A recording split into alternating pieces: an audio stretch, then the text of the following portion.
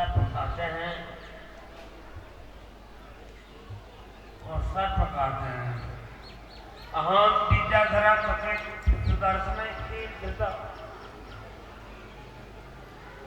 मैं पूर्व जन्म में विद्याधर था, फिर भी पूर्व जन्म के बाद याद आता है, क्योंकि पूर्व जन्म में जो कुछ भगवान की पूजा अर्चना किए हैं उनका जो संस्कार है वह संस्कार रहता है, यादगारी रहता है। लेकिन हम लोग तो सर्वसाधारण ये जीव है, पूर्व जन्म के सब कुछ भूल जाता है। यहाँ पर वो विद्याधर भगवान से प्रार्थना करते हैं कि मैं एक बार बहुत विद्याधरी था, देवता लोग बहुत सुंदर होते हैं। मैंने पहले भी कहा, जो इस जन्म में कोई रूप लावण्य से सुंदर है, कला कौशल से संपन्न है, ज्ञान विज्ञान से संपन्न है, वो पूर्व जन्म का ही एक कमाई है।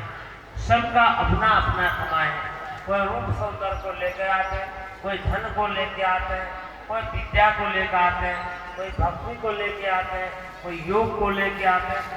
अब यहाँ देखिए, ये प्रातः काल यहाँ योग क्लास चल रहा था, सबका रुचि सब में है। कोई योग, अब कोई योग कर ही नहीं सकते, कोई भगवान ही पढ़े नहीं, कोई कर्मकांड करते, कोई दान ही करते, कोई कुछ करते। लेकिन जिनके पास जो है वो कर, कुछ कर तो करना चाहिए। बिना किए हुए, बिना कर्म किए आगे आपकी गति नहीं है। कुछ करेंगे तभी गति होगी। इसीलिए गति, मुक्ति, भक्ति, शांति, इस 4 प्रकार के उद्देश्य को लेकर श्रीमद् भागवत कथा के अनुसार रखा गया है। गति, सबसे पहले आप सुनिए, गति मतलब आगे हमारा जो प्रमोशन है, आगे बढ़ना है, ये गति कैसी होगी? ये गति कैसे होगी? कर्म से। पूर्व जन्म में यहाँ पर जगह जगह भगवान, एक जगह जो आप सुनते हैं, जो सुखदेव महाराज राजा परीक्षित को यही सुनाते हैं कि पूर्व जन्म की बात कई जगह भगवान ने बहुत उद्धार किए। अभी आपने सुना, पहले जो वृक्ष जो कट था वो नलकुबर मणिदेव शंकर भगवान के अनुसार और कुबेर का पुत्र, वो भगवान के स्पर्श से वो दिव्य रूप धारण किया। इसी प्रकार बहुत से कथाएं हैं जो आप लोग आगे भी सुनेंगे। देवकी के जो 6 पुत्र जो मारा गया है कंस के द्वारा, उनको भी भगवान स्पर्श करेंगे, फिर वो अपने लोग जाएंगे। अब देखिए, वो फिर इसलिए आप लोग अब आद्योपान का कथा सुनेंगे और श्रीमद् भागवत का रहस्य आप लोग संपूर्ण रूप से समझेंगे। यहाँ पर कहते हैं, अहम विद्याधर पति सुदर्शन इति श्रुता। मेरा नाम सुदर्शन था, मैं विद्याधर था पहले, और रूप लावण्य से संपन्न था। आकाश में मैं विचरण करता था। एक बार अंगिरस ऋषि को मैंने देखा, वो अंगिरस ऋषि दुबले पतले टेढ़े पेढ़े चल रहे थे। ऋषि मुनि लोग तपस्वी होते हैं, उनका रूप लावण्य से मतलब नहीं होता है। जैसे किसे वस्त्र पहनते हैं, जैसे किसे चलते हैं, लगाते हैं, ऐसे ऋषि निरूपान अंगिरसा प्राहसम रूप दर्शिता कैमा प्राप्त योनि से न पापन। क्या कहते हैं? ऋषि निरूपान, कुरूप ऋषि को देख करके मैंने हंस दिया। इसीलिए आप ध्यान रखिएगा कि किसी को रूप को देख करके हंसना नहीं। बहुत से लोग ऐसे करते हैं, किसी को कुरूप देखे, टेढ़ा मेढ़ा देखे, लंगड़ा पंगड़ा देखे और उसको देख करके हंस देते हैं। ये बहुत भारी गलती होती है। इसलिए यहाँ कहते हैं, वो ऋषि हमारे ऊपर में कृपा करने के लिए श्राप देते। सापों में अनुग्रहाय रक्षास्ते करुणा तभी हम लोग हे भगवान, आप लोक गुरु जगत गुरु, आपके चरण स्पर्श से मेरा उद्धार हुआ है। अब इतना ये सब बहुत से ऐसी कथा है। अब आगे शंखचूड़ का भी उद्धार करते हैं।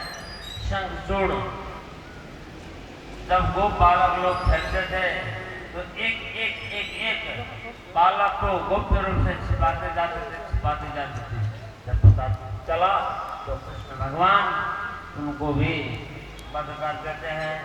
अब आगे हम लोग एक युगल गीत और वेणु गीत दोनों लगभग एक ही है।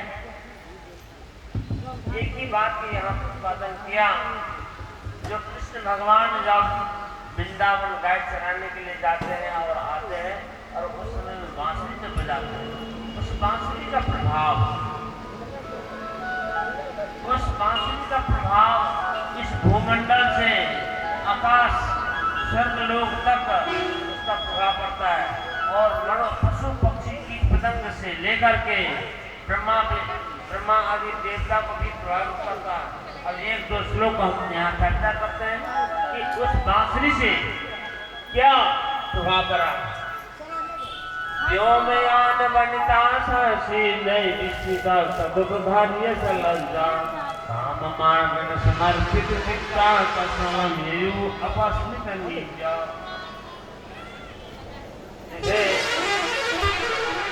वहाँ वेणुनाद में चर्चा की जब कन्हैया जब बांसुरी बजाते हैं तो आकाश मार्ग में जाती हुई देवियां का होश उड़ जाता है। उसके शरीर में वस्त्र रहता है कि नहीं रहता है, देवी सब दया क्या हुआ, ये होश उड़ जाता है। और गोपियों के मन में कामना उत्पन्न हो जाते हैं कि हम भी कृष्ण के पास जाते तो क्या ये अच्छा होता। और यहाँ भी युगल गीत में भी वही बात बताया, व्योमयान वनिता सहसी, आकाश मार्ग में जो देवांगना स्त्री सिद्ध देवताओं के साथ सिद्ध गंधर्व चानर किन्नर सब देवता ही, उन लोग भी जब कृष्ण भगवान की बात से सुन लेते हैं उनके मन में कामना उत्पन्न हो जाते हैं। और कसमलता को मन में एक विकार पैदा हो जाता है कि हम कृष्ण से मिलेंगे। अपस्मित नित्या, उसके शरीर में वस्त्र है या नहीं है ये भी पता नहीं चलता। अब इस प्रकार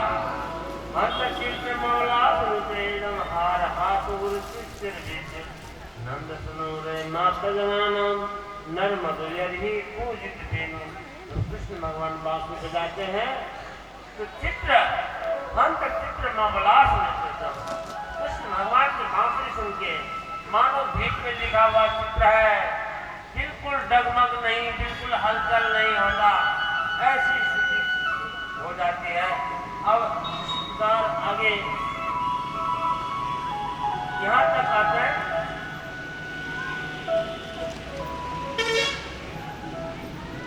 यहाँ तक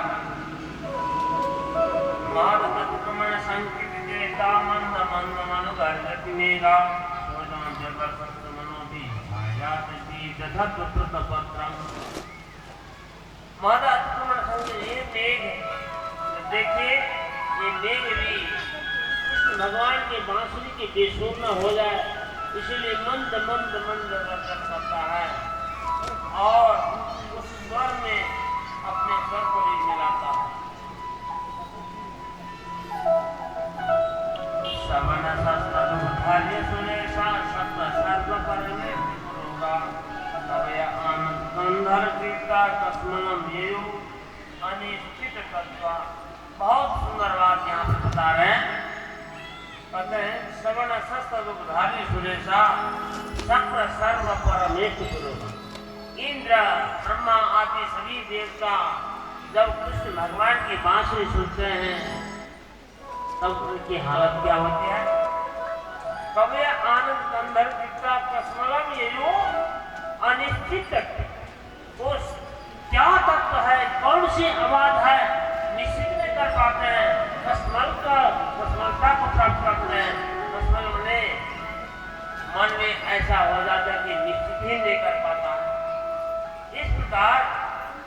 कृष्ण भगवान की बांसुरी का एक प्रभाव है। एवं लीला के बाद गाय थी धीरे आवाज तक जिनका तन नष्ट हो गया। इस प्रकार ब्रज की गोपियां कृष्ण भगवान की लीला गान करती है और